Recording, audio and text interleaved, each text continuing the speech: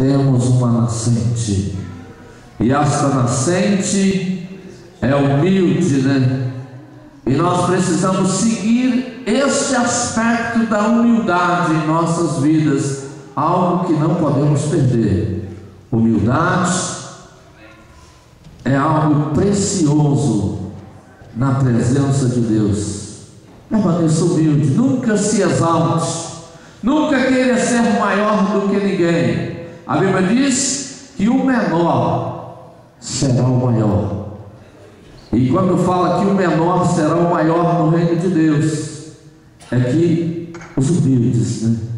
Não é por grandes posições, não é pelo fato de um status maior, não. Humildade é algo primordial na vida do cristão. Humildade é ser uma pessoa educada, saber entrar, conversar, entrar e sair em todos os lugares. Firme, testemunho daquilo que está servindo, daquilo que está fazendo, saber se portar. Aleluia, como cristão, né? Estamos vivendo como cristão, como servos de Deus, imitadores do Senhor Jesus. Quando os discípulos foram chamados de cristão na cidade de Antioquia pela primeira vez, é porque eles andavam como o Senhor, falavam como o Senhor, procediam uma vida de exemplo, porque adquiriram, aleluia, do Senhor Jesus, aleluia, essas coisas. Irmãos, e Jesus, iniciando seu ministério, prosseguindo, ele começou a atrair aí os discípulos. E o ministério de Cristo foi o que? Florescendo, né? Foi crescendo. E assim são os rios, né? Atrai as vegetações, os animais, depois começa a atrair algo maior, cidades vêm se construir às margens desses rios, depois servem também para embarcações, viagens, e assim é a nossa vida. Sim, a nossa vida, podemos comparar a nossa vida com estas coisas. E o ministério de Cristo também cresceu. Jesus, ele seguiu seu ministério. A Bíblia diz que a fama de Jesus percorria, aleluia, a vizinhança, nas cidades, aldeias, aleluia, todos iam falando. E um dia atraiu também um cego, né? Um cego foi alcançado, cego de Jericó, aleluia. Ele foi alcançado porque ele não conhecia Jesus, mas ele já sabia, alguém já tinha falado, e creio eu que um fio de esperança brotou no coração daquele homem. E aquele homem, quando viu um alvoroço diferente, nos diz a palavra que ele começou a gritar, a importunar o mestre. E Jesus parou, aleluia. E Jesus parou e chamou aquele homem, atraiu ele. E assim será você. No seu ministério, na sua caminhada, na sua vida, você começa a atrair pessoas. Você, como cristão deve ser como um imã, né? Atrai de tudo, mas depois é preciso passar por um processo, né, de purificação. Depois você começa a trabalhar aqueles que você está atraindo, e eles também se tornam o quê? Imitadores de Cristo, né? Quem sabe imitadores de você, mas você deve ser imitador de Cristo. Paulo, ele disse isso: sede meus imitadores como eu sou de Cristo. Assim é nós. Sim, é nós, irmãos.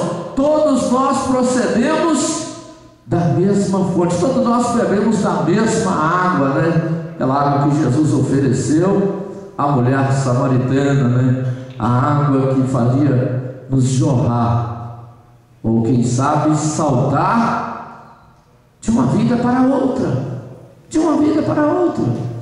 E na vida espiritual precisamos proceder desta forma, saber se portar. Saber se portar. Estamos aí diante de um mundo em que muitas oferendas, né, muitas coisas são postas diante de nós. Mas o que devemos fazer? O apóstolo Paulo, ele faz uma ilustração, deixando as coisas que para trás ficam, prossigo para o alto, para o prêmio da soberana vocação de Deus que está em Cristo Jesus. Cristo Jesus seja para nós algo centro, das nossas atenções em tudo. Procura posicionar no alto e não atente para as coisas que estão do lado, porque muitas coisas virão para tentar roubar o nosso direito de entrarmos no céu. O céu, todos nós almejamos o céu. Quantos aqui almejam o céu? O céu é alvo do cristão. Aceitamos Jesus para irmos ao céu. Temos aqui uma participação grandiosa do que é a salvação. A salvação em nossas vidas é algo já glorioso. Já sentimos a alegria do céu, já temos direito de receber do Senhor grandes promessas espirituais para a nossa vida. Irmãos, busquem o espiritual de Deus para você. Pague o preço, receba do Senhor aquilo que Ele tem para você. Deus tem um ministério para a sua vida, aleluia, para a sua família, aleluia, para todos aqueles que serão atraídos por você. Seja um discípulo ganhador de almas. Seja um discípulo ganhador de almas. A Bíblia diz que quem ganha almas é sábio. Aleluia. Ganhe vidas para o reino de Deus. Discípulos, os candidatos ao batismo se tornarão, aleluia, discípulos. Revigorem as forças e seja rio. Atrai o mais que você puder. Não deixe se influenciar pelas coisas que serão ou que virão ao seu redor. Não deixe influenciar. Siga o alvo. Jesus é o alvo. Deus abençoe a igreja no nome de Jesus, e que esta palavra seja de elevo espiritual para todos nós. Sejam fortalecidos no Senhor pelo poder da palavra.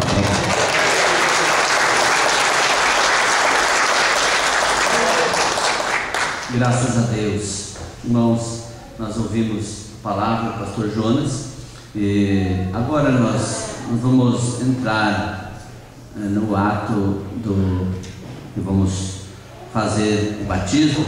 O pastor Edson vai estar trazendo uma palavra diretamente aos candidatos, direcionado aos candidatos. Você fique atento àquilo que Deus vai falar. Enquanto nós vamos descer aqui, os diáconos, os irmãos, os cooperadores vão tirar aqui o púlpito e enfim o que for preciso aqui para que nós possamos fazer o nosso batismo, porque o nosso tanque ele é aqui em cima. Então pedimos aos irmãos que vão preparar, enquanto o pastor Edson vai estar trazendo uma palavra aos irmãos candidatos. Glória a Deus. Quero saudar os irmãos na paz do Senhor Jesus. Eu vou ler um texto da palavra de Deus que se encontra no livro de Atos dos Apóstolos, no capítulo 8, a partir do versículo. Eu vou ler apenas 2 versículos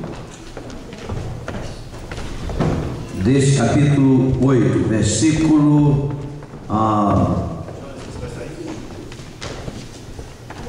35 e 36. Do versículo do capítulo 8, versículo 35 e o versículo 36. Glória a Deus. Os irmãos devem conhecer essa passagem e eu quero deixar aqui esse texto para os irmãos que estarão sendo batizados neste dia. Diz assim a palavra do Senhor: Então Filipe, abrindo a boca e começando nesta escritura, lhe anunciou a Jesus. Indo eles caminhando, chegaram perto de alguma água, e disse o eunuco: Eis aqui água, quem pede que eu seja batizado? É uma pergunta. o que impede que eu seja batizado?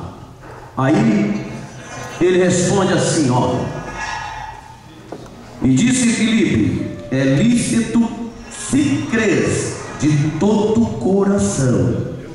E respondendo ele disse: creio que Jesus Cristo é o Filho de Deus. Amém? Os irmãos conhecem essa história. Este servo de Deus, Filipe, foi levado pelo Senhor para uma estrada, e lá estava indo o eunuco, servidor da rainha de Candace, rainha da Etiópia, um homem de confiança da rainha, que tinha ido para Jerusalém para adorar a Deus. E quando ele estava retornando, irmãos, olha para mim aqui, todo mundo, olha para mim, isso aí, glória a Deus. Deixa esses irmãos aí, dá trabalho, você não sabe quando dá trabalho isso aí. Olha para mim aqui. E quando Filipe chegou ali, ele estava na sua carruagem, e Filipe aproximou, percebeu que ele estava lendo alguma coisa, e quando ele aproximou, ouviu que estava lendo o livro do profeta Isaías, no capítulo 53. E quando ele ouviu, perguntou para o eunuco: você entende o que está lendo? E ele respondeu: como posso entender se ninguém me explica? Então ele pediu que entrasse na carruagem. Ele entrou, e naquele momento ele começou a explicar acerca do que ele estava lendo, porque o profeta Isaías estava falando acerca do Messias, e por aqueles dias o Messias já havia cumprido a sua missão. Ele havia sido morto, sepultado ali no Calvário, pregado no Calvário, derramado o teu sangue, e ele já havia sido sepultado por 3 dias, ressuscitou. E ele então explica tudo para aquele eunuco. Ele fala acerca da missão de Jesus pelos homens. E eu creio que durante a explicação de Filipe, ele explica acerca da fé em Cristo Jesus, e ele explica acerca do batismo. E de repente ele observa que alguma água estava por ali, e ele pergunta para Filipe: o que impede que eu seja batizado? É uma pergunta que ele faz. O que pode impedir que eu seja batizado? E o Filipe responde para ele, dizendo: é lícito se crês de todo o coração. Eu quero falar sobre isso para os irmãos aqui. Vocês estão sendo batizados neste dia porque vocês crêem de todo o coração. Aí vem uma pergunta: o que é crer de todo o coração? O que é crer de todo o coração? Existem 2 formas de crer.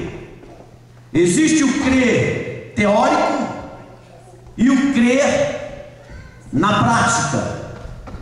Se você chegar na rua e encontrar com um drogado,